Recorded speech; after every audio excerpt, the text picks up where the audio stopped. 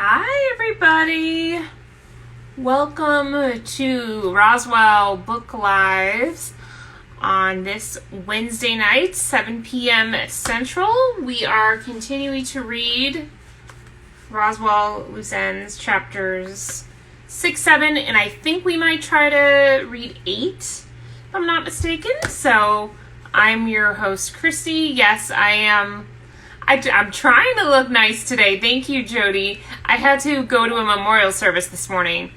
So I'm actually like in a dress. Well, it's like a t-shirt dress. And then I have some yoga pants on under it because I want to be comfortable. So it's it kind of like doesn't even go down on my knees really. But yes. And 9. So yes, we're going to try to get through chapters 6, 8, and 9. And, yeah. So I think you guys know me, I'm 34. I've been watching Roswell since the beginning. And, of course, I love Liz Parker. I want to be Liz Parker. It's my Sherry and Liz Parker are my inspiration. Love Max and Liz. Love Alex and Isabel. Love Michael and Maria. Yes, that about covers it. And then I will bring on Michelle. And then bring on Michelle. We're going to let you know about the charity we chose for tonight, just to raise awareness. And if you want to donate, you can. Hey! Hi. Am I blurry? That's all I can think of. Teeny bit, but not nearly as bad as last night when you first came on. So good. Yay. Hi, everyone. Hello. Hi. I didn't know if you want me to introduce myself. I lost half of that part. We'll do intros again in case anyone is new. Hi, everybody. My name is Michelle. I'm 37 years old. Been watching Roswell since the beginning, back when I was 16 years old. I'm a huge Max and Liz fan, huge Michael and Maria fan. Love Shiri. She's probably got one of the best souls I've ever encountered, at least virtually. So really happy to be here reading these books for everyone. Yes. So a physical wave here. I didn't get all the waves in my little chat box, but hello, we are waving to you. We are happy you're here. So Michelle, you picked St. Jude tonight for our charity, and I know a bit about them, but do you want to explain or? Go ahead. Okay. No, absolutely. Go ahead. So St. Jude is this amazing children's hospital for sick children that actually allows the parents to bring their children to the hospital without having to pay any of the medical bills, which is a huge expense and a huge burden off the families, especially children who suffer from like cancer and, any kind of hospital bill, especially if you have cancer or any serious illness, can run extremely high, like probably millions of dollars. So that is a huge deal. I know I actually worked at Chili's briefly as a hostess, and we did raise money for St. Jude's when I was there. Michelle was doing some fun filters down there for your amusement. I just want the one that makes me look pretty. Sorry, I was hoping to find a nice lipstick. Oh, see, but this is what I usually look like. Oh, see, that's what I did. I wore lipstick, which I don't normally do. But this is the Sophia. Yeah, I don't have any, so I was like, maybe I can find a filter. You look good. You got your jacket on. Just send me your lipstick. Oh, yeah. Oh, thanks. I'll have to show you the lipstick. Sophia Nagard is a famous YouTuber, and she did this lipstick line with ColourPop, and it's just awesome. So it's amazing. I'm like, maybe I can just get a filter to touch up the lips a little, because I'm feeling like you're just popping up there on top. Beauty filter does I love it. I know all the filters. I'm very familiar now. So without further ado, this is the type of filter I can find. We could just do a whole hour where we're playing with filters, but I know the people want to hear the books. I think they love seeing this. probably good entertainment. Okay, here we go. This filter doesn't do the greatest things for my teeth, but just ignore that. Just look at the lipstick. Yeah. So. Where is this filter? Okay, here we go. I'm ready if you're ready. I'm ready. So are you reading first? I think that's the plan. I forgot the plan. Yeah. Yeah, I'll read the first two and then you hit up the third. Jess, read. You get to the third and then we'll bring Jess in. Okay, that sounds great. Cool. All right. Sorry that I interrupt during the St. Jude. I thought I could secretly pop some filter on my face. Didn't work. Please donate. It's amazing. And the kids need us. So I'll put a pinned comment in there too Chapter while you 6. start reading. Chapter 7? 6. No, it's chapter 6, no, Jess. We're 6. 6, 7, and 8. We're trying to get through. Yep. She's just making sure we're on top of things. All right. Good thing we don't have heat vision, Michael Guerin thought. Otherwise, Max's ferocious glare would have burned a hole in the back of Joe Morton's skull. The alien youths lurked at the back of the elevator, accompanying the mysterious gunman on his way back to the surface. Fortunately, Morton's size and girth made it fairly easy to keep track of him, even in the crowded elevator.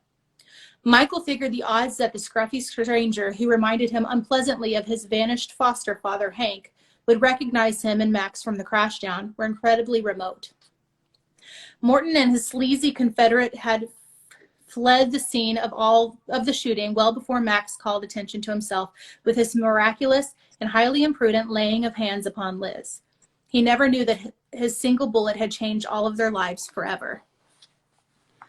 The baleful intensity with which Max's eyes shot daggers at Morton made Michael uncomfortable. It wasn't like Max to lose control like this. Usually he was more cautious, more thoughtful, except of course for that day in the crashdown. Maybe I've got good reason to be worried, Michael thought. The last time Morton threatened Liz, Max had risked everything by using his powers in public. Who knew what rash action Max might take now that after all these months, the deadly gunman had re-entered their lives. 750 feet later, the elevator disgorged its occupants into the visitor center atop the caverns. Morton ignored the various educational displays on the history of the park, featuring large-mounted photos of such earthly luminaries as Calvin Coolidge and Herbert Hoover visiting the caves, and headed straight for the nearest exit. Max and Michael chased after him, trying hard not to be too conspicuous about it. At the last minute, right before stepping through the swinging glass doors to the outside, Morton turned and looked behind him. Michael's heart jumped and he hurriedly feigned interest in a map of the surrounding parklands, but Morton paid no attention to either Max or him, glowering instead at the sealed doors of the elevator. Right, Michael guessed, with a strong sense of relief. He's not looking at us. He's checking to make sure the lieutenant is still underground and not leaving the caves at the same time. Having assured himself that his nameless co-conspirator was nowhere to be seen, Morton left the center. Michael counted to 5, then took off after him, disturbed to see that Max was already several steps ahead of him.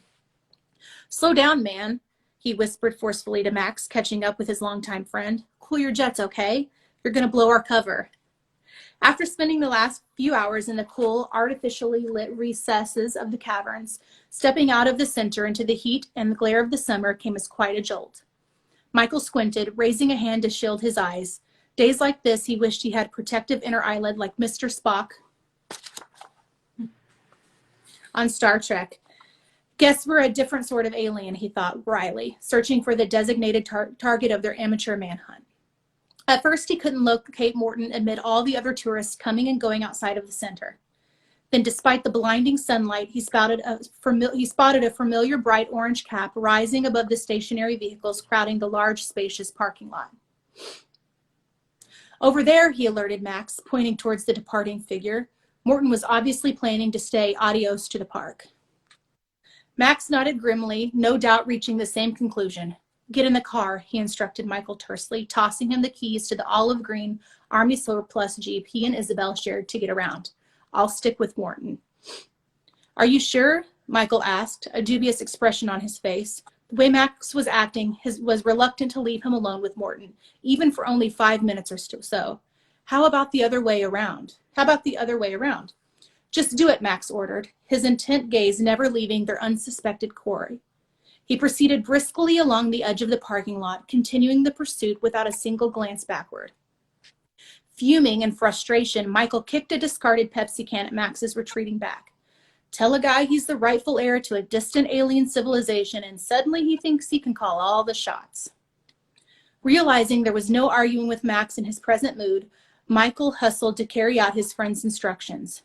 He raced across the overpopulated parking lot, sliding between the tightly packed vehicles.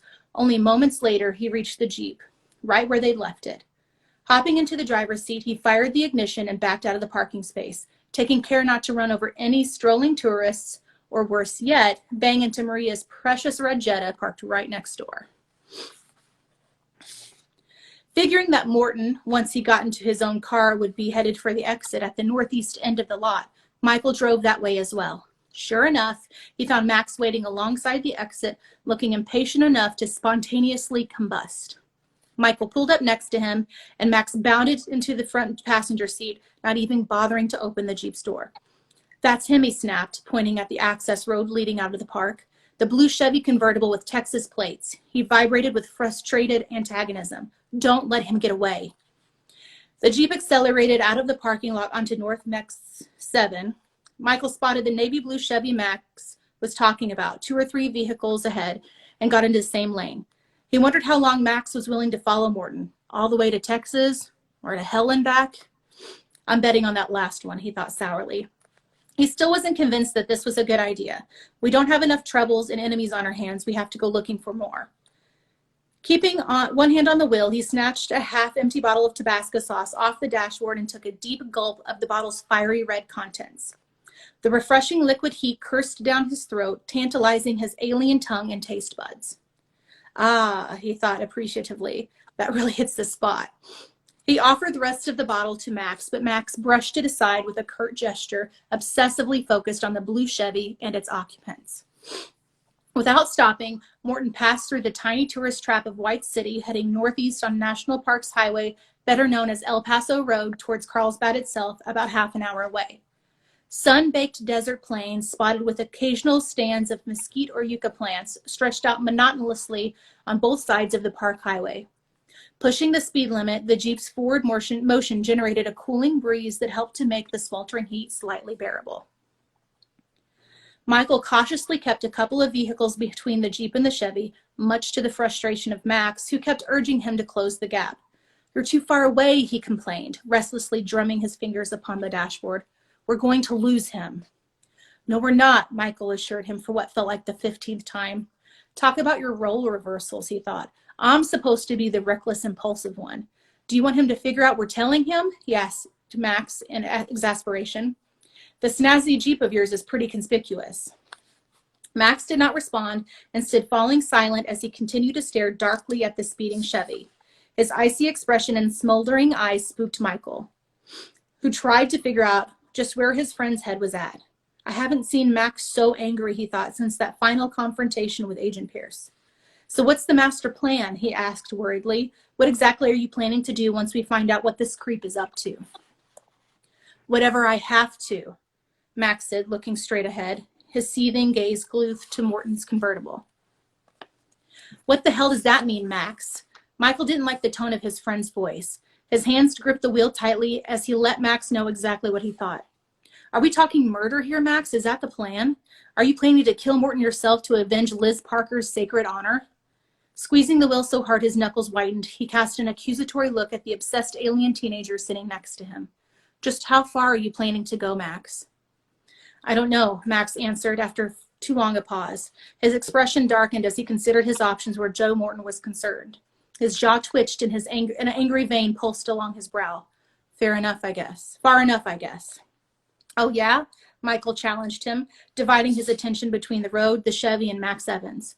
Let me clue you in on something, glorious leader. Killing another person, human or otherwise, isn't like skipping class or lying to the cops. It's something you have to live with every day for the rest of your life. He spoke from painful experience. It had taken him months to come to terms with having killed Agent Pierce. And that had been in self-defense. Sometimes he still had nightmares about it, vivid flashbacks that woke him up in the middle of the night. He could just imagine the torments Max's anguished conscience would put on his best friend though if Max actually killed the man in cold blood. You don't want to do that, man. Max looked unconvinced, but at least he appeared to be considering what Michael had said. His fingers stopped drumming violently on the dashboard, and his stormy gaze turned inward for a time. Let's hope I got through to him, Michael prayed, before he does something we all regret. They drove in heavy silence for maybe 15-20 minutes or so before Michael saw the Chevy's right turn signal flash on. A stretch of cheap motels lined both sides of the highway, and Michael watched intently as Morton turned his car into the parking lot of a Motel 6. He exchanged a wordless look with Max, acknowledging that they both noted the detour the Chevy had just taken. Guess we're not driving to Texas after all, Michael concluded somberly. Which makes sense, I suppose, if Morton really is planning to meet the lieutenant at Slaughter Canyon tonight. He wouldn't want to get too far from the park for the time being. To avoid tipping off Morton, Michael drove past the Motel 6. Max squirmed impatiently as he did so, but recognized the necessity of maintaining their cover. He waited stiffly, tapping his foot against the floor of the Jeep as the Army surplus vehicle circled back, eventually coming to rest in front of a Days Inn directly across the street from Motel 6. The minute Michael hit the brakes, Max hopped out of the Jeep and ran to the edge of the road, peering across the highway at the motel parking lot where they had last seen Morton's convertible. Michael didn't know whether to be relieved or disappointed that the blue Chevy was still parked prominently in front of the Motel 6. Let's go, Max said as soon as Michael joined him at the roadside. Apparently locating Morton's temporary lodging was not good enough for Max. He was determined to take this foolhardily expedition another step further. Wait, Michael cautioned him. We ought to do something else first. Max grudgingly let Michael drag him back to the parking lot, where they hid from sight between two oversized sports utility vehicles. Michael looked up and down the narrow space between the two humongous gas guzzlers, making sure no one was watching them. Isabel had the right idea, he explained, just so Morton doesn't recognize us from the elevator. Concentrating the way Nasato had taught him, Michael ran his hand through his hair. A mop of disorderly brown hair lightened dramatically all the way to bleached white. Let's find out if blondes really do have more fun, he cracked.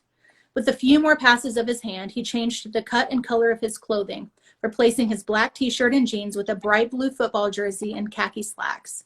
A pair of dark sunglasses added a final layer of anonymity. Your turn, he told Max when he was finished. Nodding, Max disguised himself as well. Perhaps in solidarity with Liz, he gave himself sandy red hair, then changed his flannel shirt and jeans into a white tank top and a pair of cutoffs. Good job, Michael commented, barely recognizing Max with his new look. The sweat stains are really a nice touch. Those are authentic, Max said dryly, glancing up at the sun.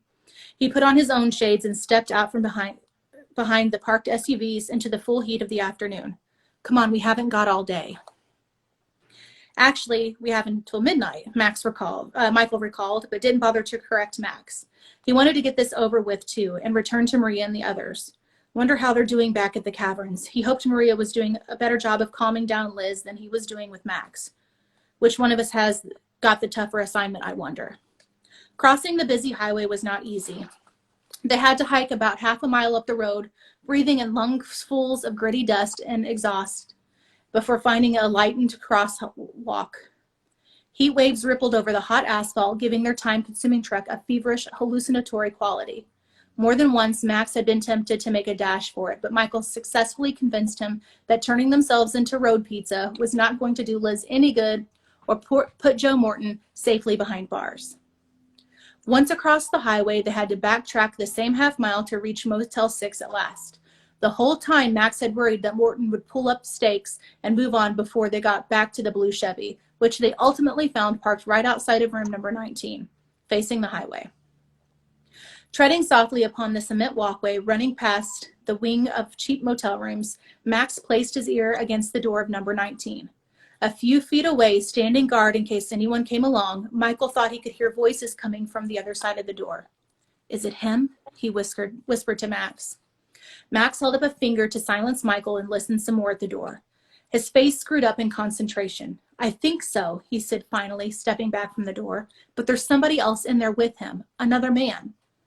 Michael scowled, not liking what he was hearing. Another stranger besides Morton and the lieutenant? This whole thing was getting too damn complicated. How many people were in this stupid conspiracy anyway, assuming that there was, in fact, some kind of criminal conspiracy going on? What now, fearless leader? He asked Max sarcastically. He certainly hoped Max wasn't seriously thinking about barging into Morton's room this very minute. They had their special powers to fight with, of course, but Morton and his unknown associate almost certainly had guns and the willingness to use them. Come on, Max, he urged silently. His mouth was dry and he would have killed, figuratively speaking, for another sip of Tabasco sauce. Let's not get crazy here. Fortunately, Max wasn't that far gone yet, no matter how out of character he had been acting. I have a plan, he announced after a moment's thought, indicating that Michael should follow him. He walked to the far end of the corridor walkway, then stationed himself in front of the ice machine, roughly 10 yards away from Morton's door. This should be far enough, he said cryptically. Get ready. For what? Michael asked, having no idea what Max had in mind. What's the big plan? Watch, Max instructed. He closed his eyes and took a deep breath, marshaling his preternatural mental energies. Then he opened his eyes and extended his arm, pointing his index finger at the dusty blue hood of Morton's convertible several yards away. Abruptly, the Chevy came alive, as though struck by lightning. Its horn honked and its car alarm blared. The windshield wipers whipped back and forth across the curved glass, while the sprinkler squirted cleaning solution over and over. Even the car's engine served to life, roaring beneath the hood of the Chevy like a prehistoric monster. Hey, pretty cool, man, Michael enthused, impressed despite himself. I've got to remember that trick, he thought. No surprise, the ear-splitting automotive commotion drew Joe Morton from his room in a hurry. The door slammed open and he came charging out, a Smith & Wesson semi-automatic pistol clutch in his hand. Gulping, Michael wondered if Max had figured on the gun when devising this ingenious plan. Morton ran to his car and hastily shut off the alarm, wipers, sprinklers, etc., all the while looking for the parties responsible for the disturbance. His bloodthirsty eyes fixed on Max and Michael over by the ice machine, and Michael could practically see him calculating the distance between the Chevy and the two teenagers. Hey, you kids, he hollered, sounding perplexed as well as irate. Did you see anybody messing with my car? No, sir, Michael shouted back, quickly, not trusting Max to respond without giving away his true feelings. Fortunately, he'd have a lot of practice playing dumb. We just got here. Morton must have ruled them out as suspects, since without even thanking Michael for his eyewitness report, he paid no more attention to the pair of disguised teens. What the hell? He muttered irascibly, giving his front tires a savage kick just for the hell of it. He removed his orange cap, revealing a sizable bald spot atop his cranium, and scratched his head in confusion. I don't get it. How the devil? What is it? A new voice asked nervously from the threshold of Morton's motel room. What's the matter? A second individual emerged from number 19, a nerdy-looking Asian guy, at least a foot shorter than Morton and a lot less menacing in appearance, wearing a pair of black-rimmed glasses and a Buffy the Vampire Slayer t-shirt. He furtively looked up and down the row of motel rooms, as if fearful of being seen in Morton's company. The new guy had guilty written all over his skinny fanboy face, prompting Michael to wonder again what sort of crooked deal was in the works. A thug, a lieutenant, and a geek, he thought, mentally running down their ever-growing list of suspects. Talk about your strange bedfellows. Max reacted even more strongly to the first glimpse of the newcomer. What? He murmured under his breath, too low for Morton or his roommate to hear. I know that guy. I've seen him before. Huh? Michael thought. He was positive that the little Asian dude had not been the second man at the crash down on the day Liz was shot, so where else could Max know him from? The UFO museum in Roswell, maybe? That was the only thing Michael could think of right away. What do you mean, man? He whispered fervently. How do you know him? It took Max a couple of seconds to place the guy. Las Cruces University, he said eventually. Surprise and puzzlement temporarily drove the simmering animosity from his face. I saw him at the university that one time when I snuck into the particle physics lab to sabotage that experiment. He was one of the lab techs performing those tests on Agent Pierce's bones. What? Michael asked, stunned by his latest revelation. He could hardly forget the incident in question. If not for Max, he recalled pointedly, I'd probably be serving time for Pierce's murder right now. He watched numbly as the alleged science guy frantically convinced Morton to put his handgun away and step back inside the motel room. The painted turquoise door slammed shut, leaving Max and Michael alone outside of the motel, with far too many questions to keep them company. Are you sure? Michael asked in disbelief. This can't be right. It doesn't make any sense. Positive, Max insisted. His intense gaze remained fixed on the door to number 19. Michael didn't hear a trace of doubt in his voice. He was there with Congressman Whitaker and the others. That Whitaker had ultimately turned out to be a skin did not make Michael any happier. Okay, he thought. Now I'm really feeling paranoid. It was one thing when he thought Morton was just another low-life hood and the shooting and the crash down nothing more than a routine drug deal gone wrong. But now the surly gunman appeared mixed up with something far more complicated and unnerving, something that conceivably tied in with the life or death dangers and deceptions that had become part of their daily existences, ever since Max first stopped Liz Parker from bleeding to death on that diner floor. What was Joe Morton doing in Roswell that day? He fretted anxiously. And what is he plotting now? All right, you win, he told Max sourly. We need to find out more about this guy. A lot more. Sip. How are we doing on time? I think we are okay. I think I started, about 7:05? So it's 7:30 now. So we got to So the next chapter takes probably chapter 7 will take me 6 minutes. Did you want me to do it, or do you want to do chapter 7 and then bring Jess in? You go ahead and do chapter 7, and then we'll see if we have enough time for chapter 8, which I don't know if we will or not, depending on how. I know Jess wants us to read it, so I think we'll have enough time for chapter 8. I read pretty quick, so. Okay, here we go. Chapter 7. Post-traumatic stress disorder, Alex diagnosed. That's what you're experiencing, Liz. I'm sure of it. And here I thought I was just going crazy, Liz thought ruefully, sitting in a booth next to Maria across from Alex and Isabel. The oppressive heat had finally driven them indoors, not long after Max's sister had rejoined them on the surface to the family-style restaurant attached to the visitor center. Liz picked unenthusiastically at a cooling plate of cheese-coated nachos while ignoring the milkshake and tamales her friends had treated her to. At the next booth over, a temperamental infant threw a tantrum, banging a metal spoon against a tray of its high chair while shrieking its lungs out simultaneously. Liz flinched involuntarily every time the spoon noisily struck the tray. The baby's high-pitched screams scraped away at her already raw and hypersensitive nerves. Post-traumatic, she repeated, not entirely sure what Alex was getting at. Exactly, he said with utter confidence. I should have realized it earlier. He dipped a nacho into a gooey pool of melted cheese.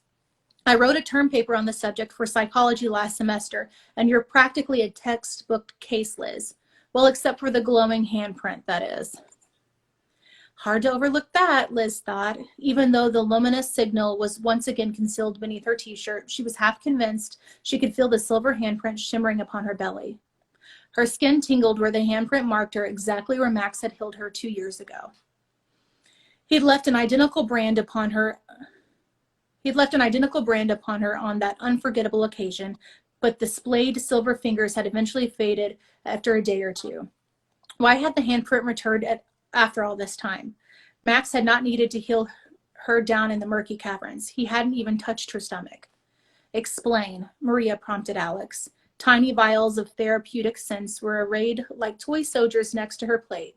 Beneath the molded Formica tabletop, she placed a sympathetic hand on Liz's knee. Isn't post-traumatic whatchamacallit something Vietnam vets suffer from? Alex nodded in agreement. Soldiers, disaster victims, and anyone who goes through some kind of severe trauma and doesn't get the right kind of psychological counseling afterwards. Liz's symptoms fit the profile perfectly. Flashbacks, nervousness, heightened sensitivity to sudden noises and surprises, inability to concentrate or make decisions.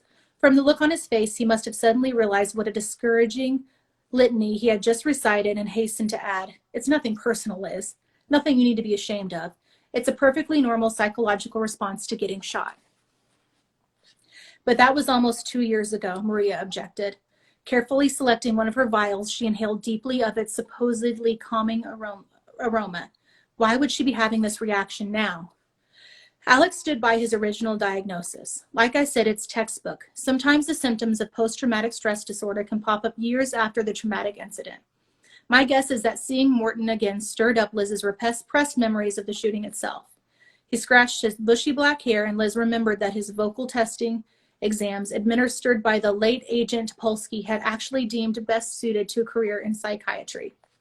Actually, when you think about it, Liz was a prime candidate for PTSD because she never really had a chance to emotionally deal with or seek counseling for the experience of being shot, since she had to pretend for Max's sake that it never happened. He gave Liz a playful smile. Heck, kiddo, I'm amazed you haven't cracked up on us before now. Well, I've been kind of busy, you know, Liz had to admit. There might be something to what Alex was saying. She sure felt like all those old memories from the shooting had snuck up and walloped her from behind, saving the world and all. No one's saying you haven't been through a lot, Isabel assured her. The aloof young alien princess had already filled them in on what she'd managed to glean for her conversation with Lieutenant Ramirez, even if for the sake of Alex's feelings, she'd been a bit vague about the nature of that discussion. We all have. Okay, Maria said, not entirely satisfied with Alex's explanation. I'll give you that Liz almost certainly has issues regarding her shooting, but what about that freaky silver handprint? She squeezed Liz's knee to express her concern for Liz's emotional and physical well-being. How do you explain that, Dr. Freud? Alex grimaced and munched on a nacho to buy an extra moment or two. Well, yeah, that's the tricky part, he admitted eventually. The three women stared at him expectantly, waiting for more information, a more informative response. He sighed and threw up his hands. Fine, here's a crazy idea, and I realize I'm going out on a limb here. What if the handprint is simply a psychosomatic manifestation of her post-traumatic stress disorder? Huh? Maria laughed. You're joking. That's the best you can do? Sitting next to Alex, Isabel looked skeptical as well, although she refrained from contradicting her constant admirer directly. Liz appreciated her restraint. After all, Alex was just trying to help. No, think about it, he insisted, caught up in his theories. Isabel, didn't Niceto tell Michael that all your alien powers are actually human powers? That you're really just tapping into parts of the human brain that the rest of us haven't figured out how to use yet? Isabel nodded somberly. That's right, she said, regarding him with uncertain eyes. So? Alex's face lit up as his latest theory came together in his mind. Don't you see? There's no reason why Liz's unconscious mind couldn't mimic what Max did to her way back when, especially if her cells retained some of the genetic memory of the original handprint. He gulped down a mouthful of Mountain Dew, fueling his cascading imagination with more caffeine.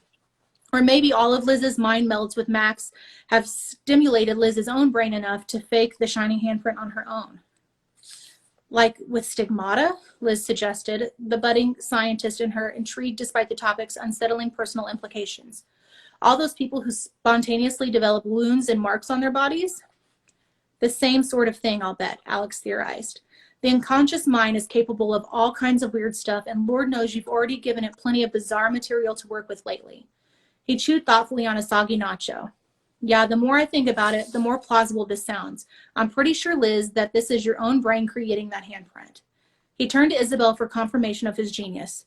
Not a bad job figuring things out, eh? Much to his obvious disappointment, however, Isabel still looked dubious. That could work, I suppose, she said in a less ringing validation of Alex's hypothesis. Says the woman who can listen to CDs without a CD player, Alex pointed out indignantly. Or go traipsing through other people's dreams. After all the wacko garbage we've been through, from skin-shedding alien body snatchers to time travel, is one less stress-induced handprint too much to accept? Even through her own agitated emotions, Liz thought she had heard an extra touch of irritation in Alex's voice. More than Isabel's admittedly lukewarm endorsement of his theory really warranted. He's probably a little ticked off and jealous, she speculated, because he knows, just like we all do, exactly how Isabel wormed all of that information out of the lieutenant. You didn't have to be Matahari to imagine how the scene went down. Isabel could vamp members of the opposite sex like nobody's business. Liz felt sorry for Alex's, sorry, Jess, I got the time travel too. I had to interrupt and be like, ooh, girl, on the book timeline.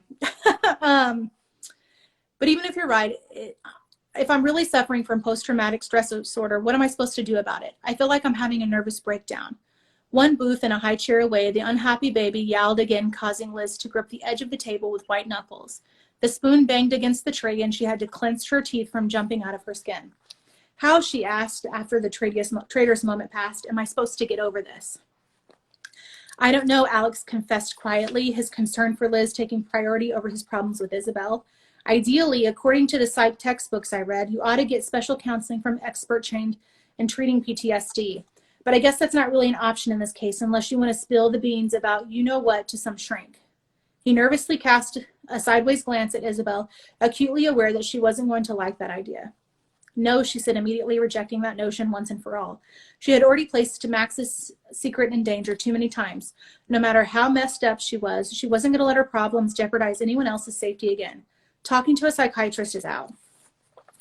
Alex nodded. I figured as much. In that case, all I can recommend based on what I've read is that you shouldn't try to repress the traumatic memories again because you've got to acknowledge the stress before you can work through it. His angular face was full of sympathy and regret. Somehow or another, you need to confront your repressed fears and anxieties regarding the shame and come to terms with them. Easier said than done, I know. Tell me about it, Liz thought bitterly. I can't even confront a backfiring car or a crying baby without falling to pieces. You know we're here for you, Maria reminded her gently. She slid one of her tiny translucent vials across the table towards Liz. We all are. I know, Liz said gratefully, offering a weak smile in return. She dutifully sniffed from the miniature vial, more to please Maria than in any serious expectation of deriving comfort or peace of mind from the bottled scent.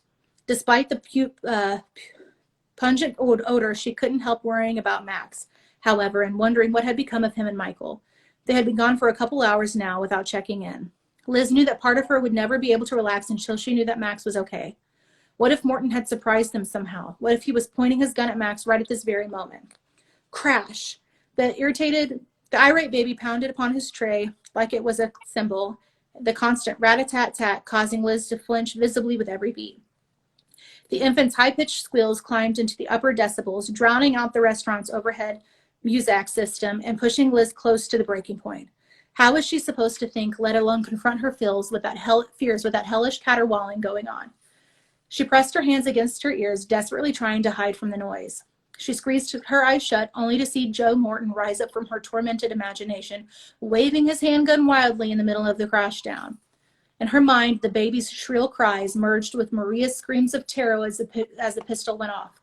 Rat-a-tat-tat, unleashing a hail of bullets that turned a row of stacked water glasses into a rain of broken shards before striking Liz right below her ribs again and again. Stop it, she whispered hoarsely, tears leaking from the corners of her eyes. I can't stand it anymore. It was unclear even to her if she was talking about the baby or the flashbacks. Please make it stop. Hang on, Isabel said decisively. Without another word, she deftly slipped out of the booth and strolled casually towards the salad bar, passing the screaming baby's high chair on the way. Only those who knew her well and were privy to her special talents would have noticed the way her slender fingers brushed the back of the high chair as she sauntered by. A second later, the baby slammed the rounded bowl of his spoon against the tray again. Instead of producing a sharp knock, however, this time the impact yielded only a soft, gooey splat. Confused and startled, the puzzled infant stopped crying long enough to examine his former noisemaker, an intrigued expression upon its chubby little face. Experimentally, it stuck the spoon in its mouth and immediately started gurgling happily, almost as if the stainless steel utensil had miraculously changed to some kind of chocolate chewy treat. By then, of course, Isabel was already on her way back from the salad bar with a couple of fresh breadsticks. Thank you, Liz said sincerely, drying her eyes on a napkin. It was a small mercy, but one she could appreciate immensely. It was, if only all of our problems could be solved so easily, she thought, and with so little danger. Where were Max and Michael? That is a good power to have if you are a mama. Absolutely. Screaming children making incessant noise. I'd get a job as a nanny and charge buku bucks for my job. Rachel asked, what exactly did she do? Okay, she put her hand on the back of the high chair, and I guess somehow she did some kind of power, so when the baby banged down its bowl or whatever it had in its hands, instead of it making this loud noise, it made just a gooey noise, it said. Some kind of gooey splat, a soft gooey splat. Somehow she changed like the sound thing. Or she'd maybe, I don't know, maybe she calmed the baby down too. Who knows? She's a miracle worker. So, All right, chapter 8. I think we're going to have, if I can get through this in about 5 to 6 minutes, we'll have like 10 minutes to chat with Jess. So, all right. Chapter 8. Over 300,000 bats currently reside in the bat cave below, the park ranger announced. Mexican free-tailed bats, to be exact. At the moment, they're sleeping upside down inside the cavern, about a half mile past the main entrance. But soon all 300,000 will come spiraling out of the cave in front of dinner. Mostly moths, mosquitoes, and other flying insects. Trust me, it's a pretty impressive sight when all those bats come flapping out of the cave all at once. Dozens of tourists packed the outside amphitheater, waiting for one of Carlsbad Cavern's biggest attractions, the nightly bat flight. Constructed of solid stone and concrete, the amphitheater looked down onto the natural entrance of the main cavern, a dark oval gap at the bottom of a rocky cliff. To the west, the sun was already sinking towards the horizon, so the expectant throng knew that the bats would be making their promised appearance soon. Restless children, bored by the ranger's educational lecture, climbed up and down the wide stone steps of the amphitheater, squirmed impatiently between their parents, or attempted to frighten their younger siblings with black rubber bats purchased earlier at a souvenir shop. Near the back of the open-air theater, some joker played the theme music from Batman on his portable boombox. Hi, Allison. Why are we here again? Max asked, as impatient as any of the unruly toddlers. Along with Liz and the others, he sat on one of the tiered stone benches overlooking the cave entrance. Only Michael was missing, according to Max. He had volunteered to stay behind in the Days Inn to help watch over Morton's motel room, freeing Max to return to the park to find the rest of his friends and relatives. Liz had originally been startled by Max's newly blonde appearance, but he quickly restored his hair to its usual raven black hue once he realized that the disguise bothered her. Her own tresses, however, remained brilliant red for safety's sake, as well as for her own peace of mind. Because the visitor center was closed, and this is what people do at the caverns at sunset, Murray said testily, Liz guessed that she wasn't happy about Michael being left behind to babysit an armed criminal of uncertain intention. You're the one who's always telling us to blend in and not attract attention. She was 2 seats down from Max, with Liz nestled between them. It was still warm out, but the summer heat was cooling to more bearable levels. Besides, the bats are cool, I guess, Max sighed, peeking at his watch. Liz knew he was counting the hours and minutes before he could go spy on Morton's midnight rendezvous with the lieutenant. How far is Slaughter Canyon from here, she wondered, and do I really want Max out tailing Morton through the desert? They had already spent several minutes comparing notes after Max got back from his earlier surveillance mission. He had told him about the science guy inexplicitly sharing a room with Morton, while Isabel filled her brother in on what she had learned from Lieutenant Ramirez. Liz wasn't sure what any of this meant, and doubted that any of the others did. All this mystery was the last thing she needed right now. Rattled as she still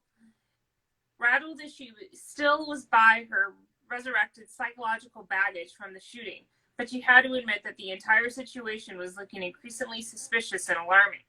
A particle physicist with Morton conspiring with an Air Force pilot from White Sands? What could this possibly be about, except maybe more alien-inspired intrigue left over from the crash? She shivered, hugging herself and wishing that she could just curl up into a fetal ball somewhere far from Roswell, New Mexico, and its secrets. This was supposed to be a vacation from all that, she recalled with bitter irony, but so far it wasn't working out that way. How are you doing, Liz? Max asked softly, searching her face with those soulful dark eyes. She guessed that someone, maybe Alex or Isabel, had also brought Max up to speed on her precarious emotional state. I know you've been having a rough time. She detected a trace of guilt in his voice. I'm sorry you haven't been around more.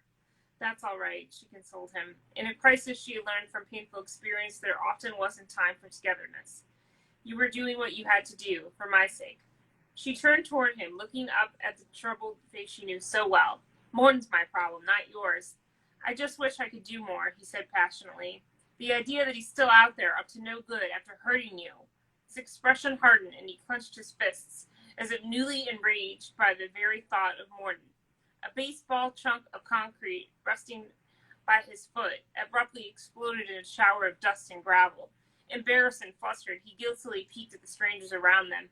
Fortunately, no one beside his friends appeared to have noticed the brick's unnatural disintegration.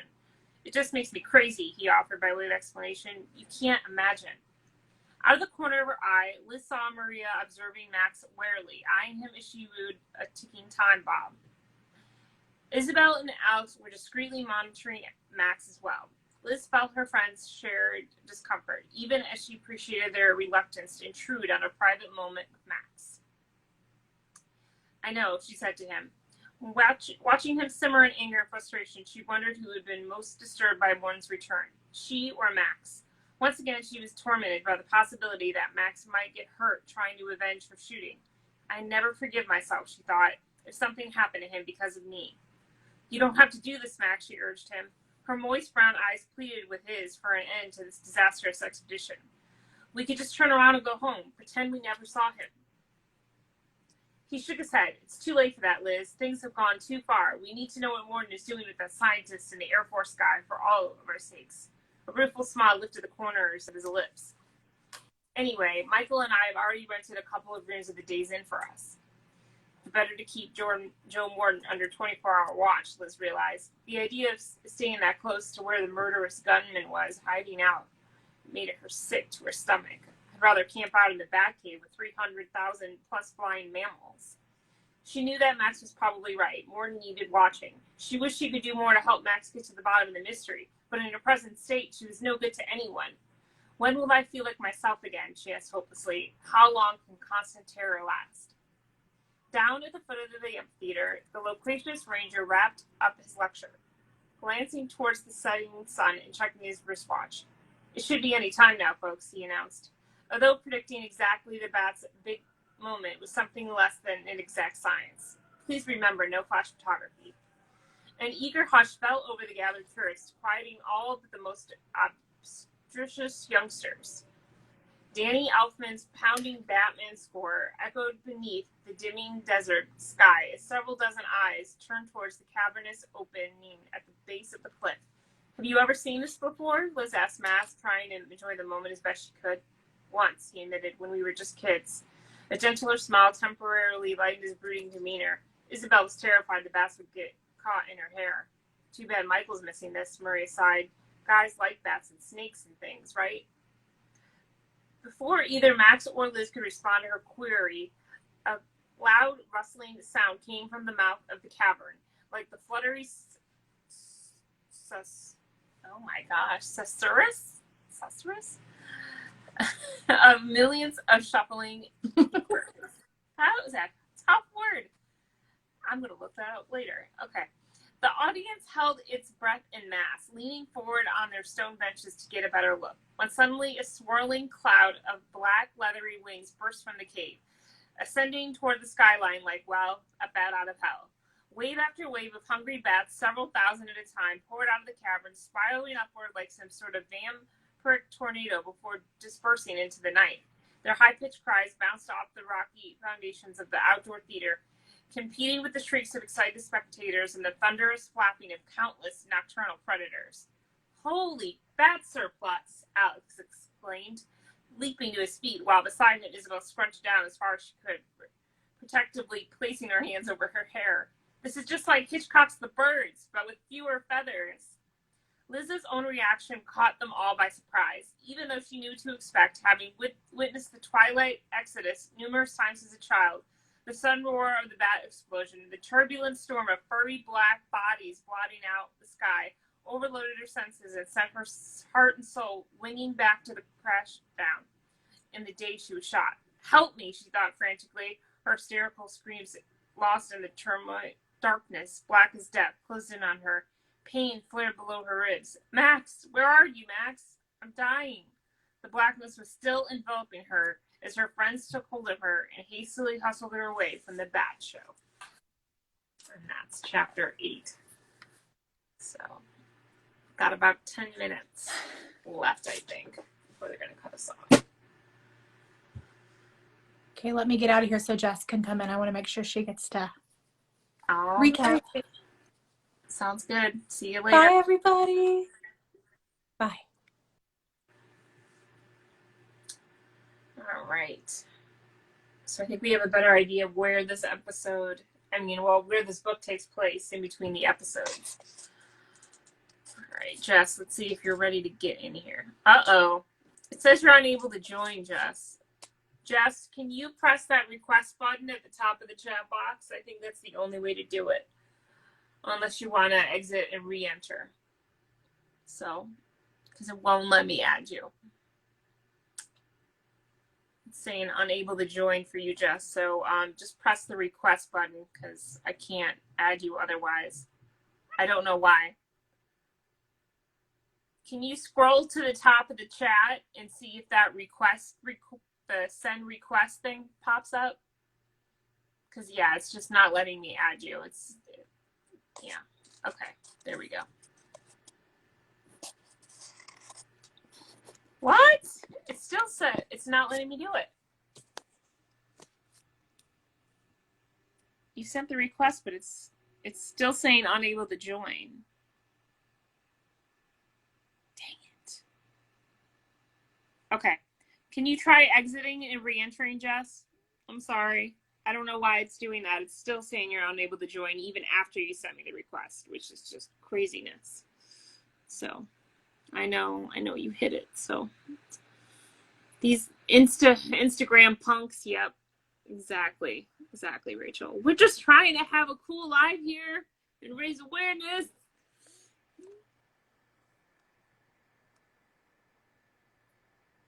It still says she's unable to join. That's so weird. I mean, all I can think is you could exit and re-enter, and maybe that'll help. Okay, now you're not saying. It still says unable to join.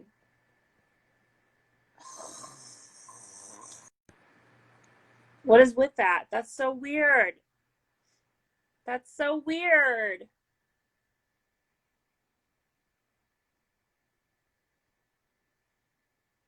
Yep, it won't even let me click on it. Nope, it won't do it. Nope.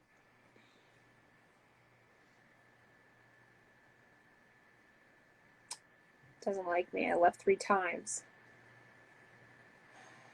Shoot.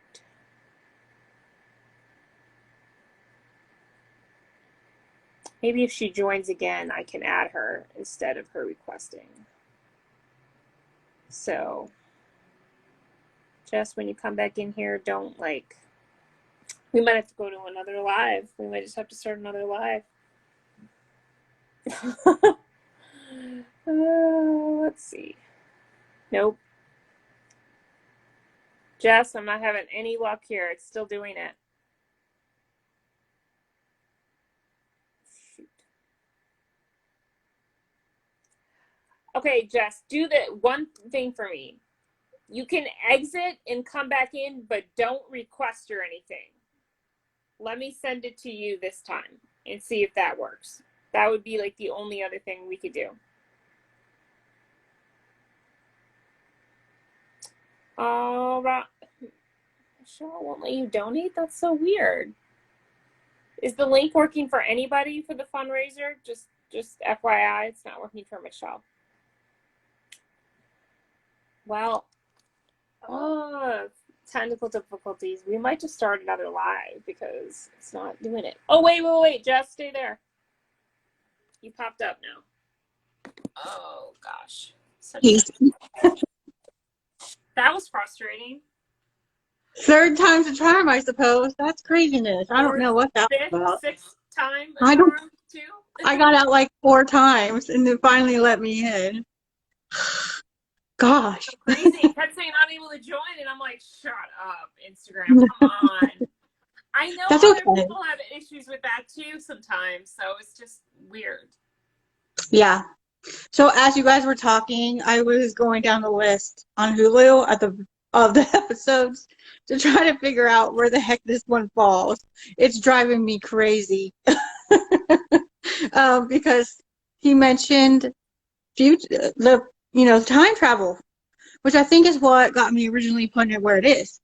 But End of the World is number 5. Okay, I'm like, here's my vision. Right. End of the World is number 5. So even if what he was talking about happened in the one Michelle was talking about, which is Wipeout, that's still after End of the World. End of the World happens before any of this other stuff with Lori Dupree, too. So it has to, I have to be right.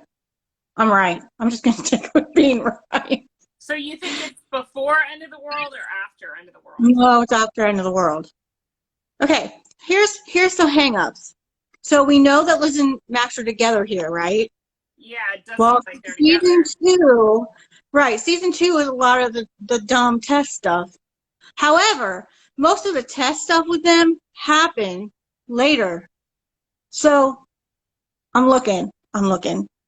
Yeah, Forgive me. even I'm looking at after this End one. of the World, she does push him away, but I think he's still Right. kind of like, But he still loves her. He's like, I ain't having yeah. this. Even though, so Skin and Bones, we know that surprise is when the Lori Dupree, no, not her name, the Skins and that congresswoman dies in surprise on Isabel's birthday, right? We know that. Well, I talk about that and the Skins a ton in here in this book. So we know what happens after that, right? Yeah. The next one is Summer of 47, which is just a cute little, that's when Michael finds out that there's 2 sets of pods. That sets up for the dupes, right? Mm-hmm. Okay. That has nothing, that's not even mentioned in the book. So we know the dupe, they haven't talked to the dupes yet, we know that. They do mention time travel. Well, number 5 is End of the World. That's when she pushes Max away. So it So would it's have got to had happen to around episode happen. 6. It would have happened to happen on episode 6, which is the harvest, which is more of the Skins. And they were talking about running from them. And then right after that is Meet the Dupes. See? Giving me a headache. Yeah. Well, it's so kind of See? interesting that Max and Liz are together because, like, he believes that she slept with Kyle when she didn't in End of the World. So it's just very interesting to me And that I they still think act he like they're says together. that. We haven't gotten to that chapter yet. I believe he says, I'm as frustrated as was when I was with Liz when I thought she was sleeping with Kyle. He says it like that. And I went, what? That's not, what? So I don't know if it was the author wasn't paying attention, just like the drinking straight of the Tabasco sauce. That's not a thing. They don't do that. I've never seen them do that in the show. So They don't he put drink his own straight twist from on the it. bottle. You mean? Correct. And he said that. He's in the car and he's drinking the Tabasco sauce. I'm like, they don't do that. They put it on stuff. They were in the restaurant that whole time. None of them put stuff on their food. Did you notice that? They got that wrong. So, I don't know if the author just wasn't paying attention and put it in the timeline, if we're not supposed to be thinking that much about it. You know what I mean? I know it happens this season. I know it has to happen before the Christmas. And it In has to 60 happen minutes. before. So Christmas episode is 10, and that's when they heal the kids. So the book about Michael healing the kids is after that one. We know that. And then where's the other half lives is the goo story, right? Hmm. But they talk about Grant finding the bones. So when did that happen? When did he find the bones to get them carbon dated or whatever? Was the Congresswoman still alive for that one? She was, wasn't she? I don't know. It's been so long since I've seen No, season that's why 2. I'm saying. So my homework is going to be, even though there's too much tests, so I'm going to have to sit through and watch season 2 again. I'll probably just start it all over anyway. That's But I'm okay. going to have to specifically. And you matter to us, Jess. I said Oh, that I in the know chat that. room when you first came I'm just on. saying that, you know, reading this is really fun, and I know a lot of people want to hear the story, and I've read it. So I just feel like you don't always have to cut to me. You can do another chapter. You know what I mean? It's up to you. That's what I mean. But because No, I think people like hearing from you too because you're kind of what our the, resident book expert. So well, that book expert is failing right now. It's driving me nuts. it's I'm gonna okay. have to. Everyone makes mistakes. Not everyone's perfect. So Well, in my defense, it's not my fault because the author is throwing things in here that Oh, shouldn't be. okay. We might have to do another live because it's about to cut us off in a second. You So, can if you want. I don't care. well, we might. I don't know. So we'll talk about it and we'll see you soon.